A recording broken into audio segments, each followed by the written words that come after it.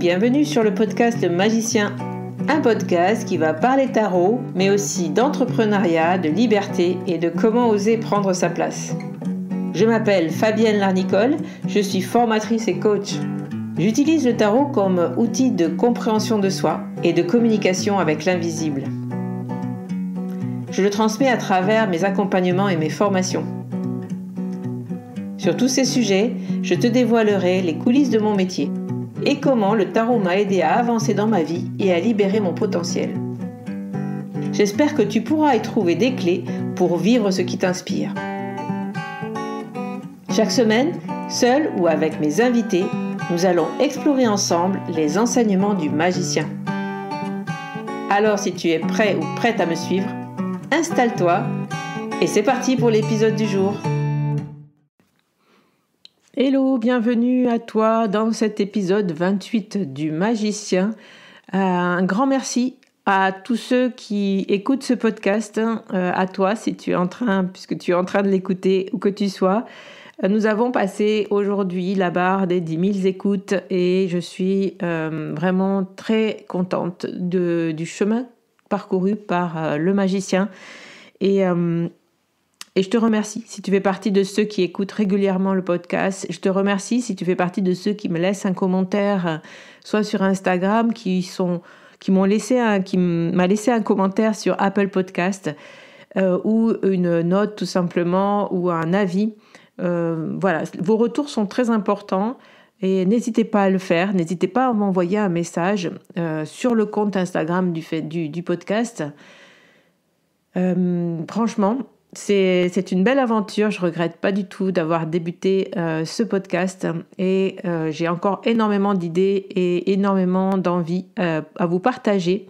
Donc voilà, tout ce que vous pouvez m'apporter comme soutien est le bienvenu. Ça m'aide à construire les épisodes, à avoir de nouvelles idées, à aller chercher des interviews de plus en plus poussées, à payer les personnes qui m'aident aussi à faire le montage, à acheter un petit peu plus de matériel pour être peut-être plus efficace au niveau du son, pour faire des enregistrements d'interviews à distance. Bref, voilà, tout ce que vous pouvez, tous ces encouragements pour m'aider à partager encore plus autour du tarot sont les bienvenus. Et ces 10 000 écoutes, ça fait partie d'un des meilleurs encouragements pour moi, de savoir que vous êtes là, que vous l'écoutez, que vous l'appréciez et que ça sert à quelque chose, en gros, que je fasse ça. Donc voilà, merci aussi à toutes les personnes qui ont accepté d'être interviewées et de passer dans le magicien, dans les interviews du lundi.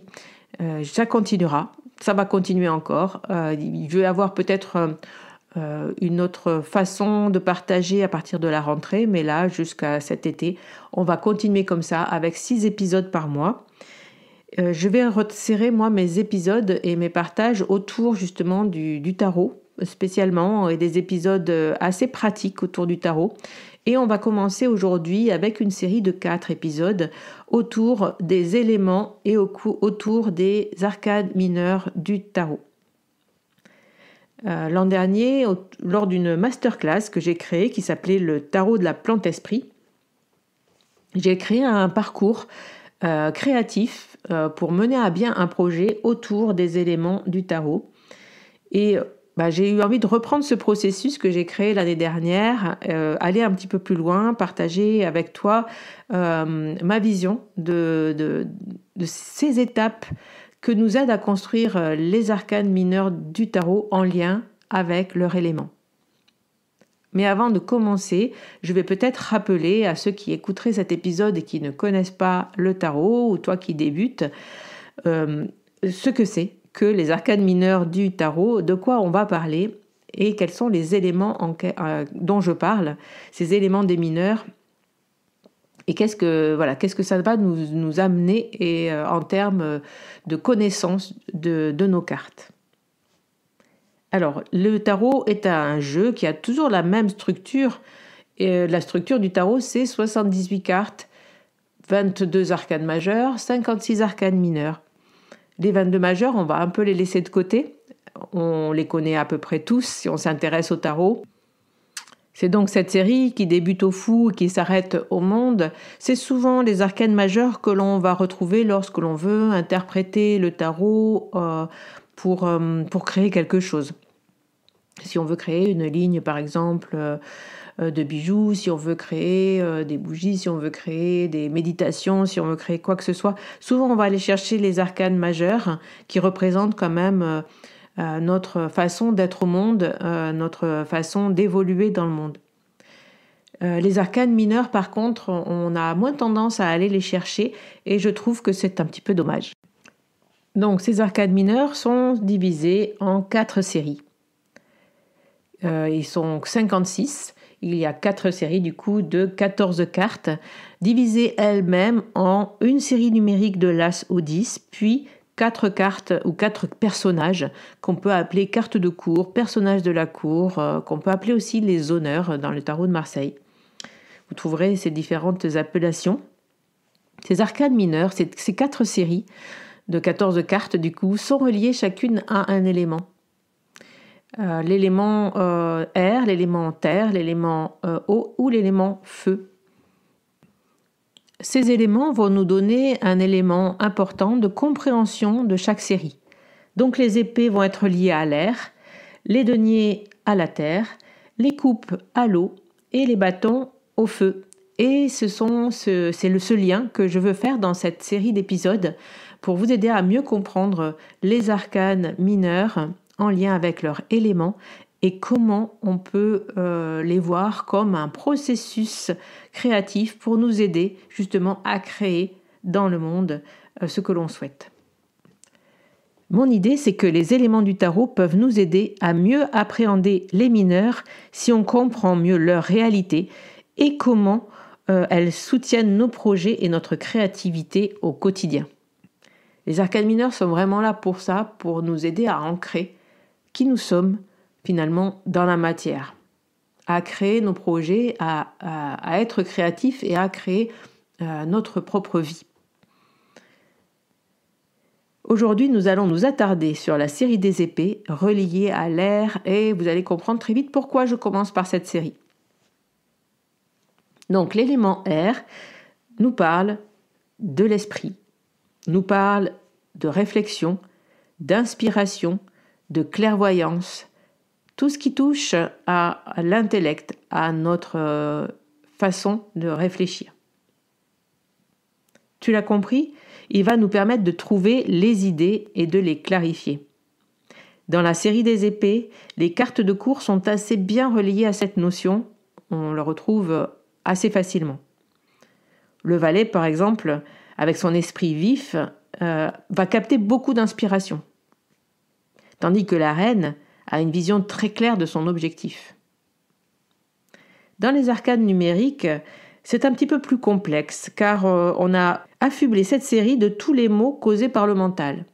Peut-être que le tarot ésotérique, disons, à un moment donné, on s'est retrouvé avec l'idée, une idée spirituelle, on va dire, que le cœur est bon et que le mental est mauvais. C'est pas aussi simple que ça, mais en fait, on va retrouver dans cette série des épées beaucoup de cartes, on va dire, pas très sympathiques, et on lui fait porter à cette série vraiment l'idée que le mental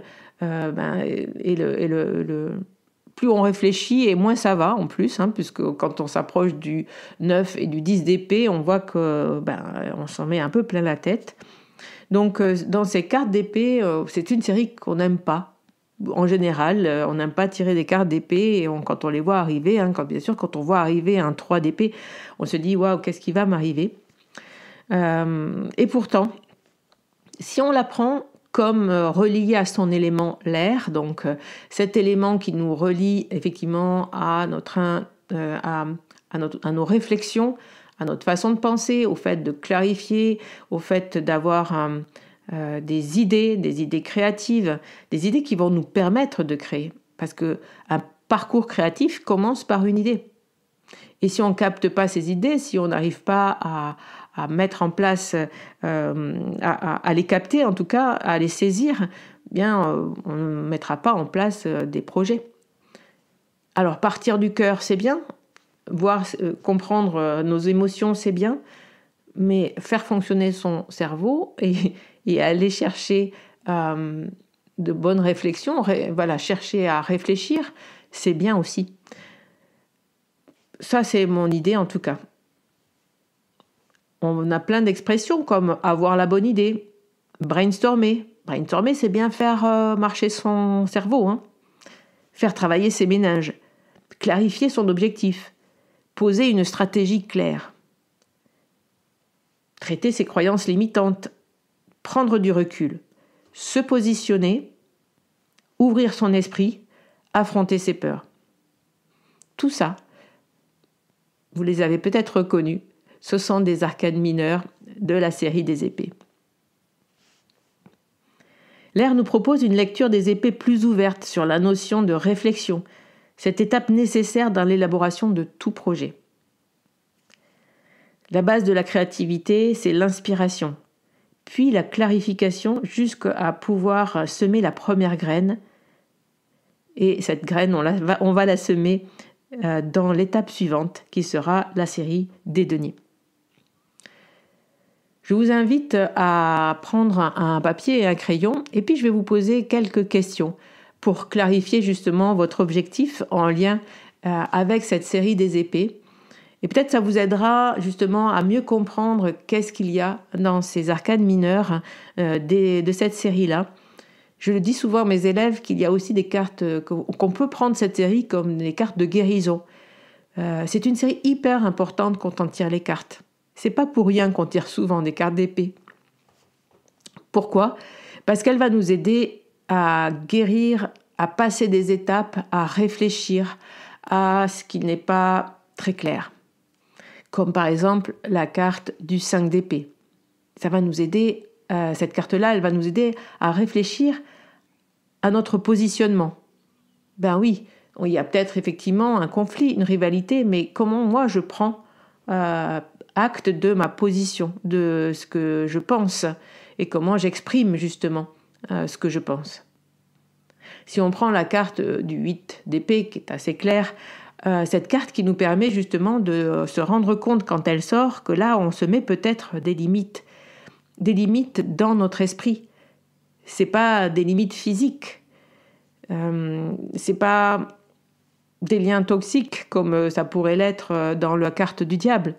C'est vraiment une croyance, donc c'est bien dans notre esprit que l'on se met des limites. Cette carte est hyper importante quand on monte un projet ou quand on interroge le tarot, parce qu'elle nous indique que là, à cet endroit-là, dans notre tirage, on se pose des limites, et du coup derrière, on va pouvoir se poser la question, quelles sont ces limites que je me pose ? Pourquoi je me les pose et pourquoi je crois que je suis limitée ? Donc, prends un papier et un crayon, pense à un objectif, pense à quelque chose que tu aimerais créer, pense à un projet. Ça peut être quelque chose de très simple. Et pour clarifier cet objectif, je vais te poser quelques questions. Ce sont des questions de coaching, mais du coup, ce travail des éléments, pour moi, c'est vraiment issu de mon travail du tarot comme outil de coaching. Donc, écris le plus précisément possible ton objectif. Explique en quoi c'est important pour toi. Que désires-tu en posant ce projet ? Comment cela impactera ta vie et celle de tes proches ? Écris tout cela le plus clairement possible, prends le temps. Deuxième question. À quoi tu sauras que ton objectif est atteint ? Prends le temps aussi de réfléchir et justement de t'imaginer cet objectif atteint pour voir quand est-ce que tu sauras que tu auras atteint cet objectif, quel est vraiment ce point où tu pourras te dire c'est ok, j'y suis. Et essaye de comprendre comment tu te sentiras quand cet objectif sera atteint. Tu peux aussi écrire ton CV du futur. Une fois que j'aurai atteint cet objectif, voilà quel sera mon CV. Tu peux aussi te poser la question où tu seras dans 1 an, dans 3 ans, dans 10 ans. Toutes ces questions-là vont t'aider à clarifier l'objectif que tu t'es posé en premier lieu. Et puis enfin, c'est ce qu'on va voir un petit à petit dans les autres étapes de nos éléments. Par quoi tu peux commencer? C'est le moment de brainstormer justement, de poser toutes tes idées, de faire un plan d'action pour clarifier ton objectif et de pouvoir commencer à mettre en place une stratégie claire qui va mener petit à petit à l'action, mais on n'en est pas encore là. Et bien voilà, je te laisse avec cet épisode. Merci beaucoup. S'il t'a plu, n'oublie pas, encore une fois, de me laisser un commentaire. La semaine prochaine, nous retrouverons la chronique d'Emmanuel Igère. Et puis, je reprendrai ensuite les 3 séries qui suivent, donc les deniers, les coupes. Et puis, on finira par les bâtons. Je te remercie de ton écoute. Et puis, je te dis à très bientôt. Bye bye. Voilà la fin de cet épisode. Merci de l'avoir écouté. N'oublie pas de t'abonner pour ne pas manquer les prochains. Soutiens le magicien en laissant un avis ou un commentaire sur ta plateforme préférée, Spotify ou Apple Podcast. De mon côté, il me reste à te souhaiter une excellente suite de l'aventure. Où que tu sois, on se retrouve très vite pour un prochain épisode. Bye bye!